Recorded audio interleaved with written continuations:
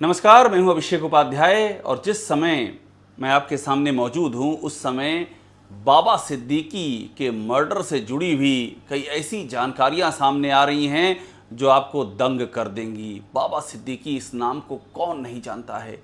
जिनको बॉलीवुड में इंटरेस्ट है वो भी जानते हैं, जिनको सियासत प्यारी है वो भी जानते हैं, और जिनको अंडरवर्ल्ड से जिनका राब्ता है या जो अंडरवर्ल्ड की चीज़ों में दिलचस्पी रखते हैं वो भी बाबा सिद्दीकी को जानते हैं। तो बाबा सिद्दीकी की कल रात गोली मार करके हत्या कर दी गई, और इस समय जब मैं आपसे बातें कर रहा हूं तो मेरे पास कुछ ऐसी जानकारियां हैं जो इस कत्ल से जुड़ी हुई हैं, जांच एजेंसियों को जिसकी भनक लग रही है, और जो ये बताती हैं कि एक ऐसा सिंडिकेट इस समय देश में चल रहा है जो मुंबई से लेकर के प्रयागराज यानी कि इलाहाबाद तक एक ही मॉडस ऑपरेंडी पे काम करता है। अब सोचिए, बात यहां हो रही है बाबा सिद्दीकी के मर्डर की, और मैं नाम ले रहा हूं प्रयागराज का, इलाहाबाद जिसे कहते थे। बाबा सिद्दीकी जिनकी कल गोली मार करके हत्या कर दी गई, उनके बेटे जीशान सिद्दीकी के बांद्रा स्थित ऑफिस के पास में ही, उस बाबा सिद्दीकी की मौत और इलाहाबाद में एक एनकाउंटर हुआ था अप्रैल 2023 में। 3 वहां पर लड़के आते हैं और आकर के अतीक और अतीक के भाई अशरफ को गोलियों से भून देते हैं। और वो जो 3 लड़के थे उनका नाम जब सुना लोगों ने तो दंग रह गए। लवलेश तिवारी उम्र 22 साल, अरुण मौर्य उम्र 18 साल और सन्नी सिंह उम्र 23 साल। ये बात है 2023 की। पन्ना पलटता है, 2024 आता है, और 2024 में जो होता है वो भी बहुत ही ज़्यादा दिलचस्प है कि किस तरह से 2 यहाँ भी शूटर आते हैं। दोनों शूटर बेहद ही कम उम्र के होते हैं, और एक 23 साल का और एक 19 साल का। गुरमेल सिंह 23 साल का और धर्मराज कश्यप 19 साल का। और ये 2 शूटर आकर के बाबा सिद्दीकी को, जिन्हें की 15 दिन पहले ही वाई सिक्योरिटी दी गई थी, उनको आकर के गोली मार देते हैं। बाबा सिद्दीकी को लीलावती हॉस्पिटल लाया जाता है और वहां पर ब्रॉड डेड यानी कि उनकी मौत हो चुकी होती है।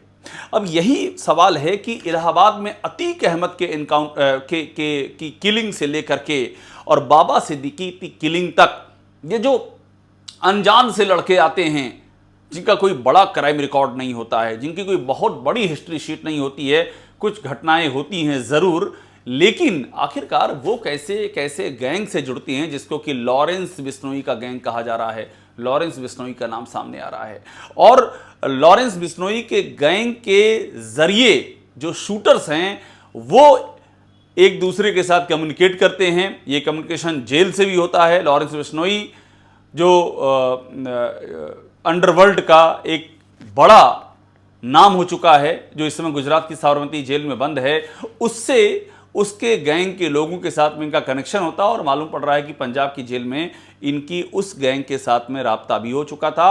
और लॉरेंस बिश्नोई, जो अभी तक जानकारी सामने आ रही कि लॉरेंस बिश्नोई के ही इशारे पर ये इस हत्या को अंजाम देते हैं। लेकिन ये बड़ी आसान सी थ्योरी है, जो बड़ी आसान सी दिखाई पड़ रही है। अंडरवर्ल्ड की दुनिया इतनी आसान नहीं होती है। अगर ये दो जो शूटर हैं, गुरमेल सिंह और धर्मराज कश्यप, ये 2 अनजान से अपराधी जिनका अभी तक कोई रिकॉर्ड सामने नहीं आया है, अगर इनके पीछे लॉरेंस बिश्नोई है तो सवाल है लॉरेंस बिश्नोई के पीछे कौन है। बाबा सिद्दीकी वो नाम जो इस कदर चर्चा में था कि बॉलीवुड के 2 बड़े सितारे सलमान खान और शाहरुख खान अपनी कट्टर दुश्मनी भुला करके एक दूसरे के गले मिलते हैं और बीच में पुल बनता है बाबा सिद्दीकी। साल 2013 में कैटरीना कैफ के घर पर एक पार्टी में झगड़ा होता है इन दोनों ही सितारों का। अगले 5 साल तक खांटी दुश्मनी होती है। 2018 में एक रोज़ इफ्तार के मौके पर अचानक ही पूरी देश की मीडिया की निगाहें ये देख कर के दंग रह जाती हैं कि बाबा सिद्दीकी बीच में है, इधर सलमान खान है, उधर शाहरुख खान है, और वो गले मिल रहे होते हैं। ये बाबा सिद्दीकी की पावर थी। मगर ये पावर आती कहाँ से है, ये आई कहाँ से? और यही वो सवाल है जहाँ पर इस किलिंग का राज छिपा है, जहाँ पर यह मुद्दा छिपा है कि लॉरेंस बिश्नोई के पीछे कौन है। बाबा सिद्दीकी का ये जो प्रभाव बढ़ा उसमें दो बातें बड़ी अहम थी। जो पहली बात थी वो थी ज़मीनों का, रियल इस्टेट का, एसआरए यानी कि जो वहाँ की स्लम का रीडेवलपमेंट करने वाली एजेंसी है, उसके साथ में जुड़ करके जो बाबा सिद्दीकी का पूरा रियल इस्टेट का कारोबार था वो, और दूसरा अंडरवर्ल्ड कनेक्शन। ऐसा कहा जाता है कि बॉलीवुड और अंडरवर्ल्ड के बीच अगर कोई पुल था तो उस पुल का नाम बाबा सिद्दीकी था।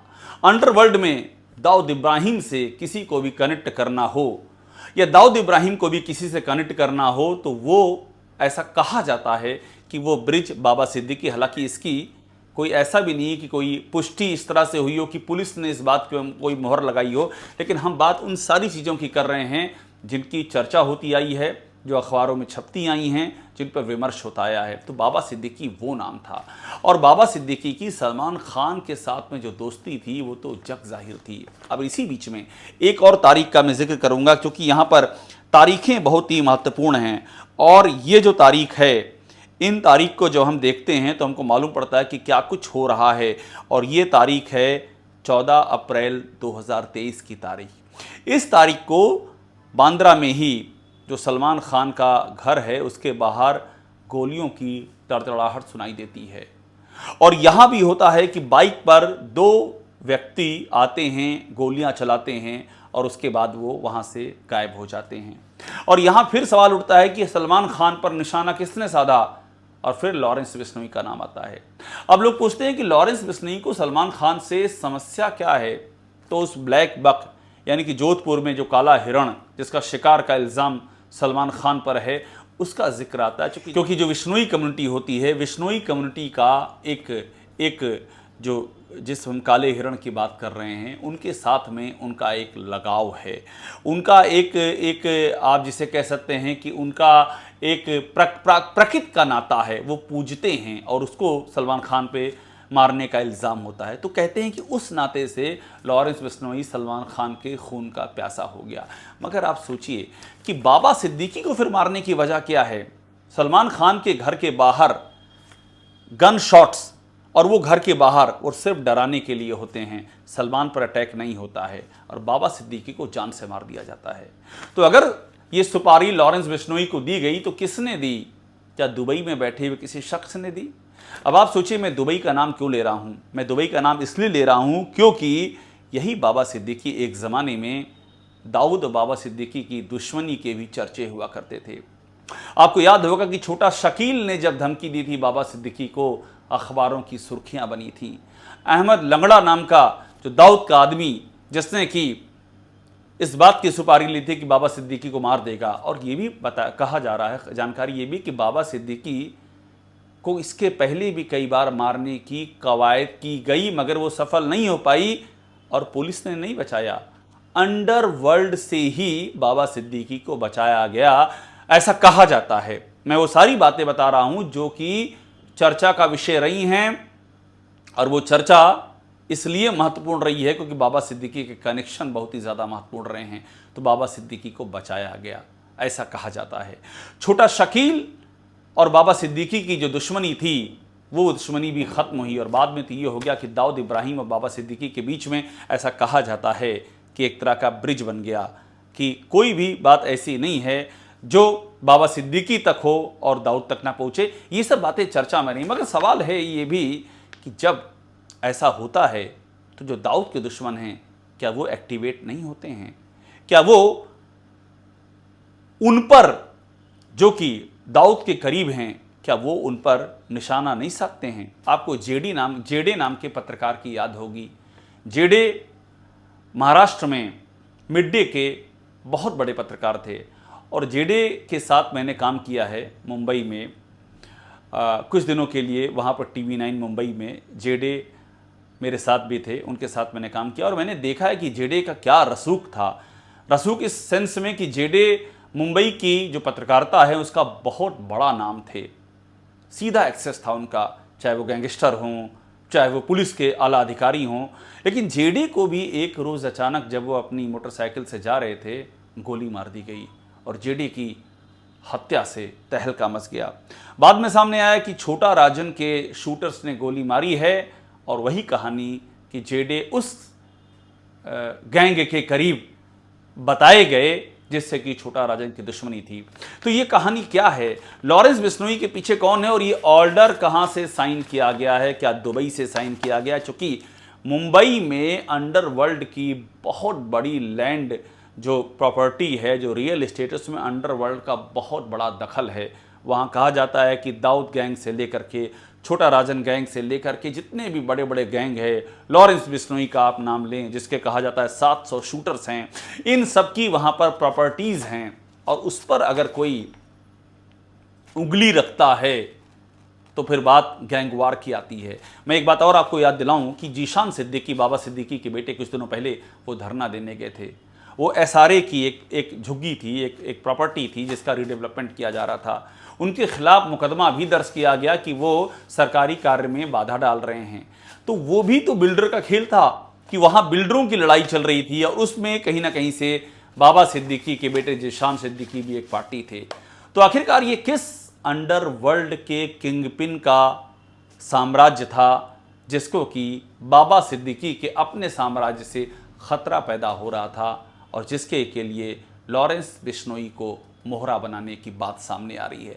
अभी जो बात पुलिस को पूछताछ से मालूम पड़ रही है इन 2 शूटरों से, वो काफ़ी चौंकाने वाली है और ये बता रही है कि लॉरेंस बिश्नोई का नाम तो सामने आ ही रहा है, लेकिन लॉरेंस बिश्नोई के पीछे वो कौन है जिसको बाबा सिद्दीकी से सीधा सीधा खतरा था? क्या वो शख्स राजनीति से तो नहीं है? क्या वो शख्स ऐसा तो नहीं है जो कि बाबा सिद्दीकी के ही पॉलिटिकल सर्किल के इर्द गिर्द है?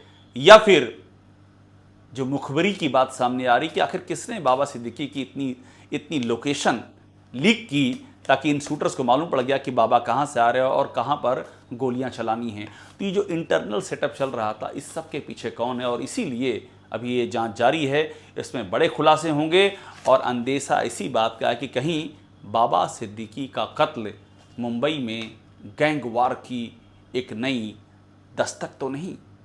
टॉप सीक्रेट में फ़िलहाल इतना ही। इस मुद्दे पर लगातार जितनी भी जानकारी आएंगी, जितनी भी इनसाइड इन्फॉर्मेशन होगी, जितने भी टॉप सीक्रेट होंगे, वो हम लगातार आपके सामने रखेंगे। अभी के लिए फ़िलहाल इतना ही। धन्यवाद।